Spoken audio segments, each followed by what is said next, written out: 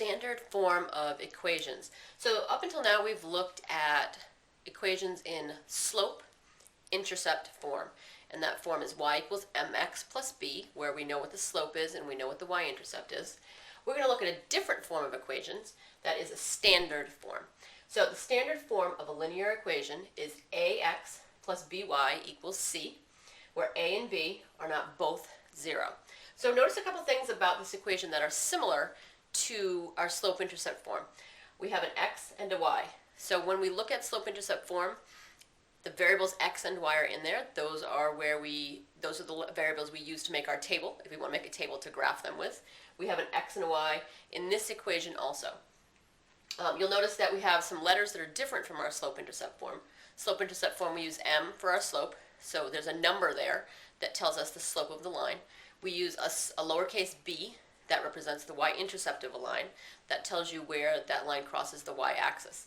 In this form of an equation, we have capital letters. So we have A, B, and C. Now these letters don't particularly give you any information, so I can't look at them and say, oh, that's the slope or that's the y-intercept.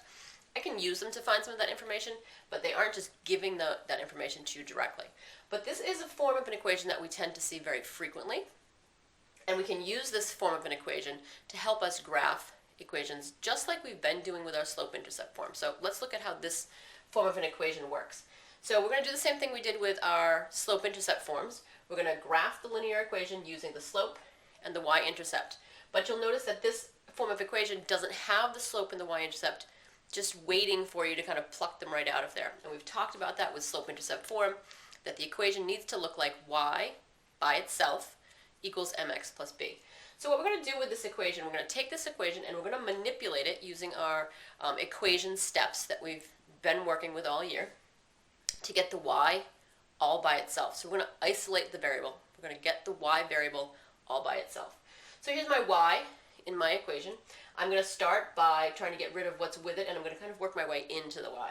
Again, same steps as when we were working with equations. I want to save multiplying or dividing till last. So I'm going to hold off on getting rid of that 3 for just now, and I'm going to get rid of this negative 2x. So notice it's a negative 2x, so in order to get rid of it, I'm going to add a 2x. Notice this is stuck by addition. So I'm going to add a positive 2x to both sides, to the left and the right. So the left side's pretty straightforward. 3y is what remains over there. The right side, since these are not like terms, I'm left with 2x minus 6, or I could have written it as negative 6 plus 2x. That would have been fine also.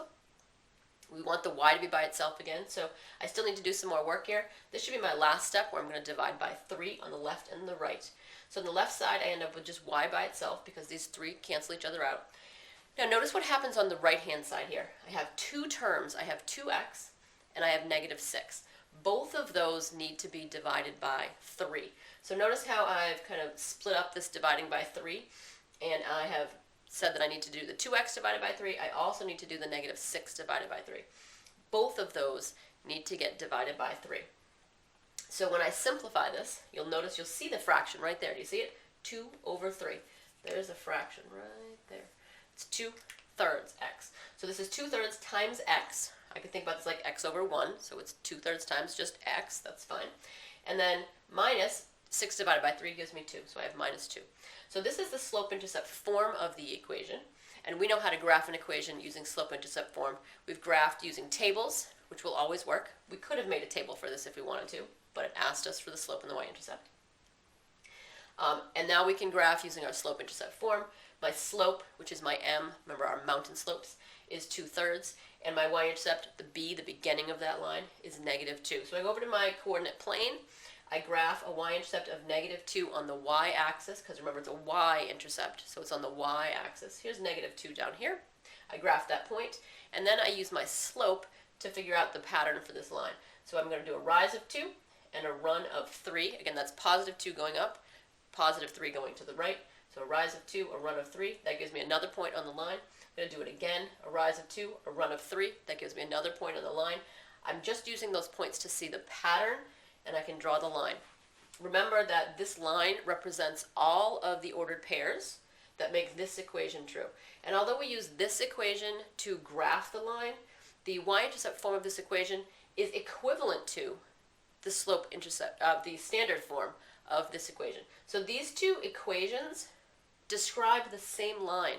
If I asked you to make a table of ordered pairs that work for this equation, you'd come up with a table.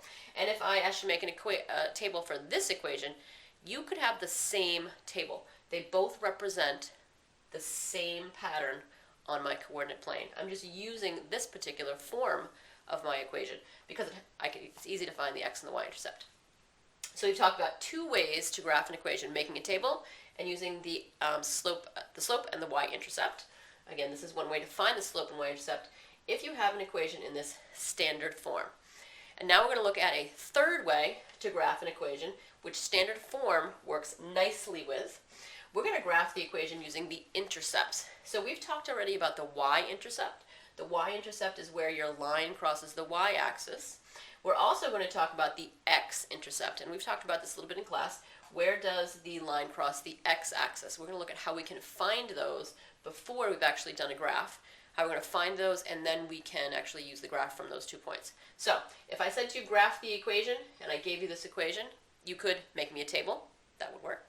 You could rewrite it so that it's in slope-intercept form and use the y-intercept and the slope to graph the equation. That would work. Or, third way, we're going to use the intercepts. So how do we do that?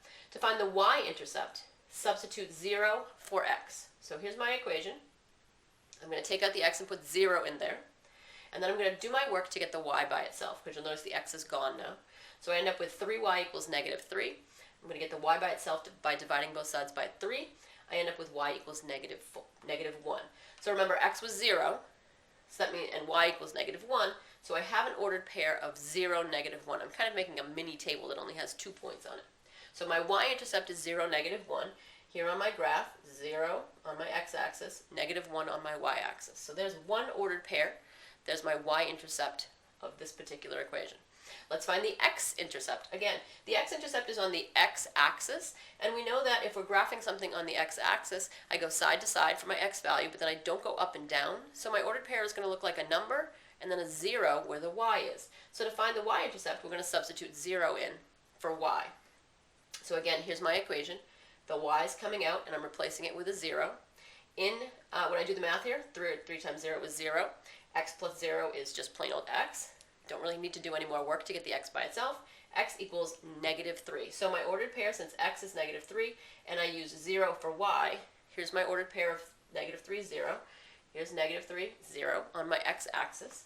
And I'm going to draw a line through those 2 points. So again, this is a third way to see what the line of an equation looks like on a graph. Remember, this line represents all of the ordered pairs. That table that would just take forever and ever and ever to make, which we do not want to make. This line represents all of those ordered pairs. I can find that line 3 ways.